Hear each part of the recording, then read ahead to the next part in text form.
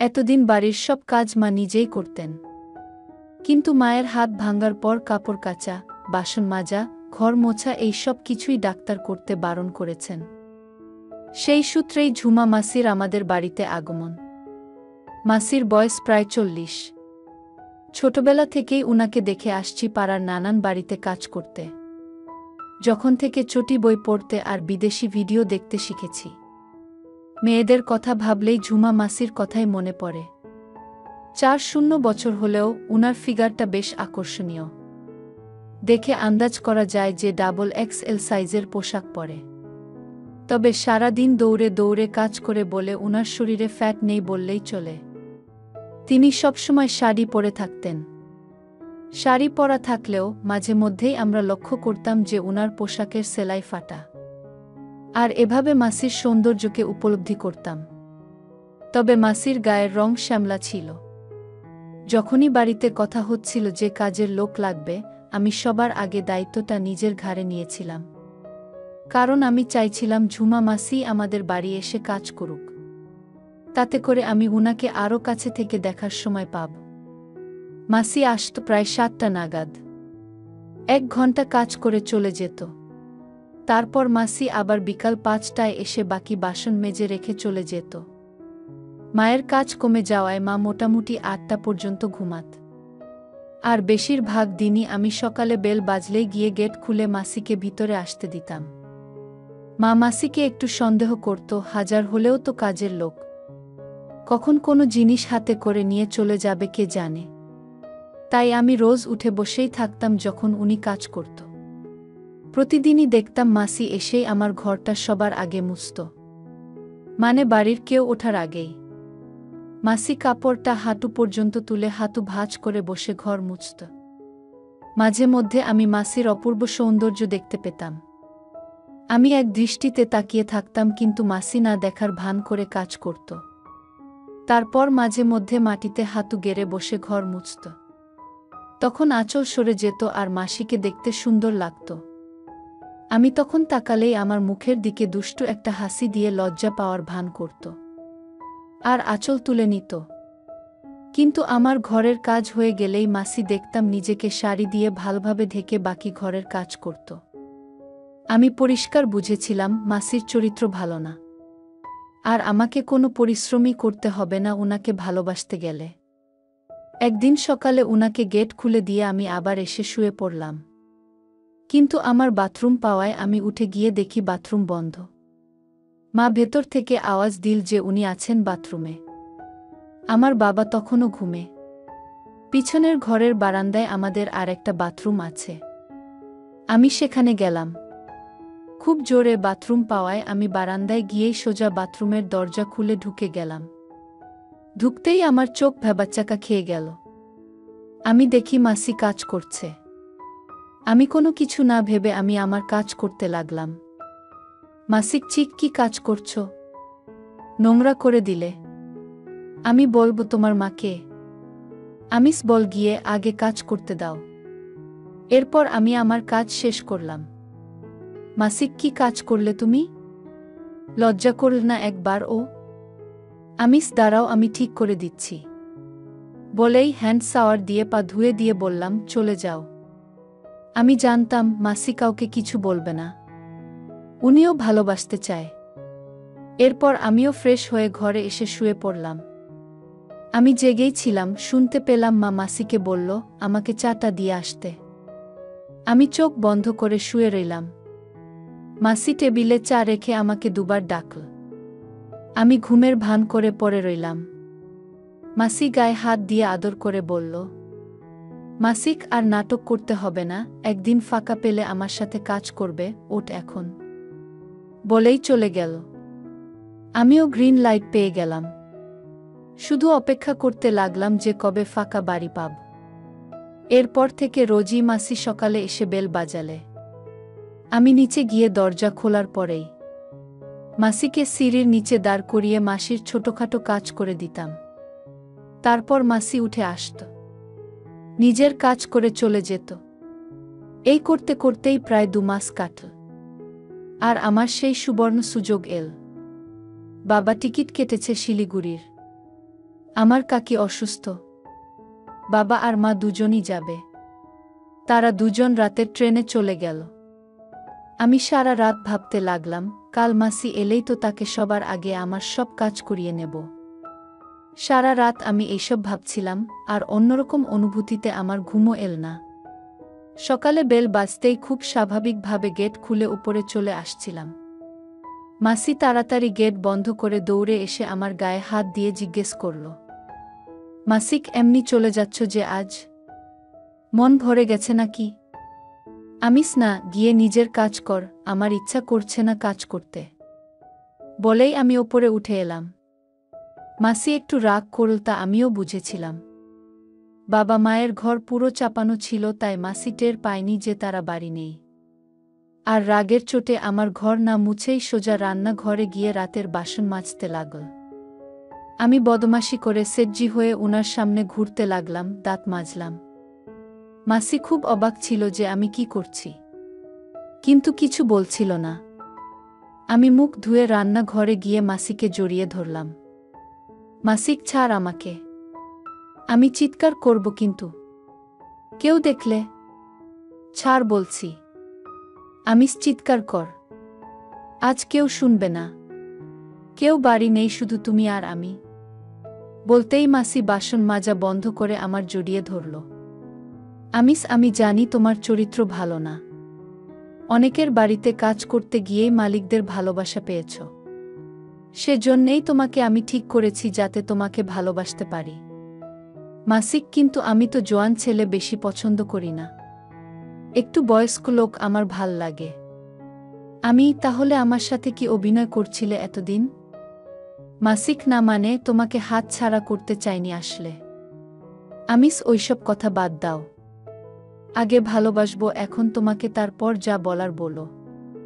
মাসি হাত ধুয়ে আমাকে নিয়ে ঘরে এল। নিজেই শাড়ি। মেসিকে দেখতে সুন্দর পরীদের মতো লাগছিল। মেসিকে দেখে আমি আর শীতে পারছিলাম না। আমি সোজা গিয়ে তাকে একটা উপহার দিলাম। মাসি কেমন একটা আচরণ করতে লাগল। আমি মাসিকে বিছানায় ফেলে দিলাম।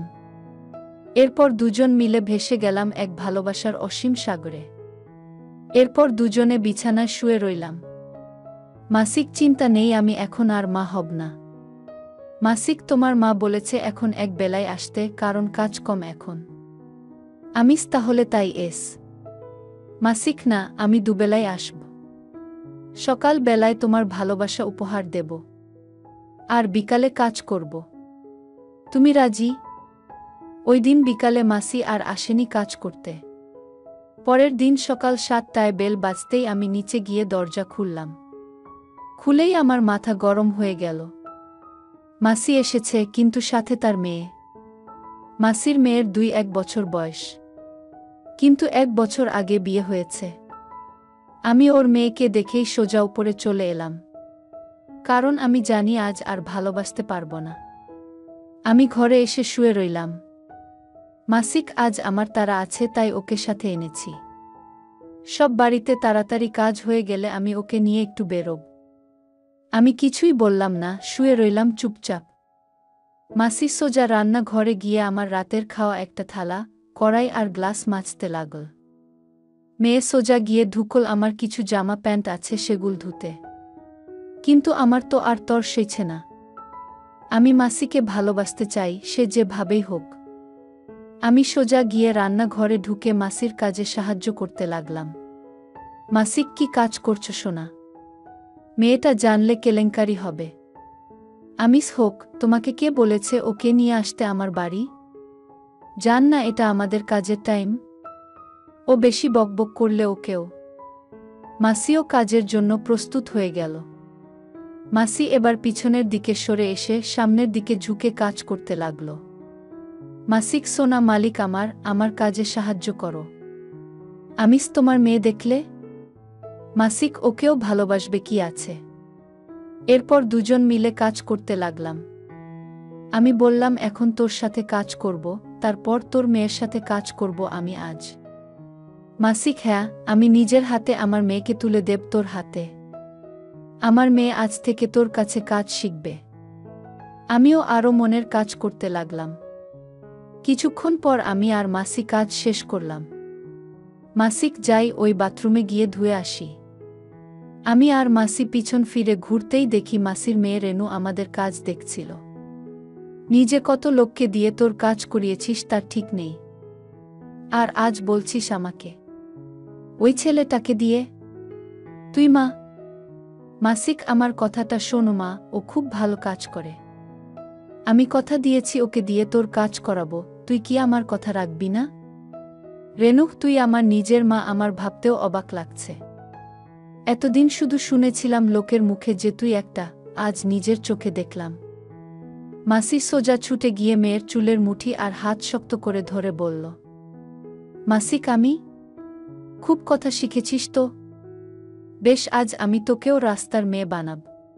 এই বলে আমাকে অর্ডার দিল।